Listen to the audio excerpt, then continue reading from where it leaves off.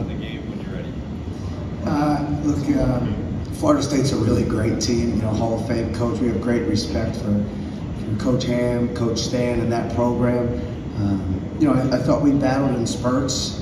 We've got to clean up some of our details, but we just got to continue to keep getting better. That's been our motto every day since we started with this group. So we've got a quick turnaround to play tomorrow night. So we got to learn from this and then come back here tomorrow night and compete at a high level against a really good and another Hall of Fame coach in UMass and Coach Frank Martin. Coach, you talked on Tuesday about FSU's length and how it's going to affect you guys today. How did it affect what you guys were trying to do on offense today? Yeah, you know, I think it's hard to simulate what you're going to see against them in practice because of their length and their size. You know, 14 turnovers for us. We're averaging a little bit less than 10. So I think I thought we did a pretty good job. There's some spurts where you know, they kind of get you, and then they get out in transition and go. But I thought for the most part we did a pretty good job of trying to take care of the basketball. It's a different defense than you're used to seeing. But great credit to them. They got in the passing lanes. I think they had 9 steals. So great credit to them. Adam, with the reports involving Hysier this week, how challenging was it for your team to prepare for this game, and how good of a job did your guys do in blocking that out? Yeah, you know, obviously aware of the reports that came out yesterday. We had a quick team meeting, but my focus is on these 16 guys, this team, and giving these guys the best experience. So, you know, I don't think it was that hard to stay focused. I think our guys were ready, we were locked in, and we were ready to play tonight. And then, based on Hysier's talent and all that he's overcome in his life, how saddened are you by these reports or the possibility that it could jeopardize a potential pro career for him? You know, obviously the reports came out and our university put out a statement.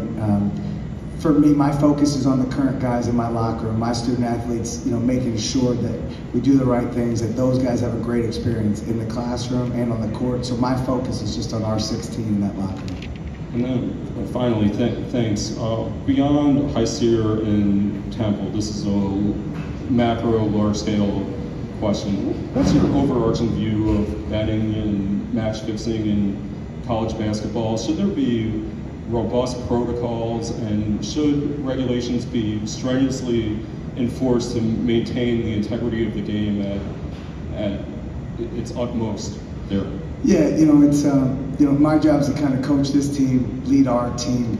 There's people higher places, higher levels that handle those decisions. So for me, what I try to do is make sure that we have young men that go to class, right, take care of their schoolwork, conduct themselves in a first-class manner, and come out and play hard every night. So that was really, you know, my focus is trying to be a leader for our young men that are on this team. Coach, you talked about the length on Tuesday, but just a minute in, Baba had 2 fouls. Dylan also had 3 fouls. Elijah had 4 fouls. How much did that kind of like impact your game plan? What adjustments did you kind of make with that? Yeah, you know, I don't think I thought we'd have Baba pick up 2 fouls in 49 seconds to start the game, but you got to adjust. And I said it all along. This team is built, you know, for that. I don't know how many guys we played tonight. Maybe 11. So we have a deep team, we've got to be prepared. But I think you don't go into a game probably thinking a starter's going to get 2 fouls in the first minute, but we have to adjust. And I thought our guys did a good job. We had to keep them off the glass. So they're physical, they're a strong team. So rebounding and having big guys crash was a main priority for us. Kind of going in with that, like there was spurts during this first half where you get 6 quick points, then didn't score for 3 minutes. Like how did that? You think that kind of like help affect like the confidence of the team? What adjustments you have to make after that? Yeah, you know, I think our group's pretty confident. I think we understood what we had to do against that defense. And I think, you know, early on we did a really nice job of making some plays. And then again, with their length and their size, you are going to go through some spurts against them. You know, if you watch any of their games, teams turn it over against them, right? They're top 10, I think, in the country in steals, top 10 in block percentage. So it's taking the spurts that you can and hoping that those spurts are a little bit longer periods of time. Coach, you kind of mentioned the errors and a lot of free throw misses tonight. What's the game plan kind of turning that around, looking, you know, just putting that behind you and moving towards tomorrow? Yeah, I'm confident in our guys. I think we'll get up to the foul line, we'll knock down shots, and be ready to go tomorrow night. And Coach, obviously after a tough loss, how do you keep the vibes high in the locker room, knowing there's a game in less than 24 hours from now? It's the greatest thing, right? We don't have to worry about this for a week. We gotta, by the time we walk up to our meeting room, you gotta forget it, move on, and prepare for the next one. Because if you don't, you're gonna get your butt kicked tomorrow, because this is a really good UMass team. So we already told our guys, by the time you get up to that meeting room, this one's done, and then we gotta focus on the next one.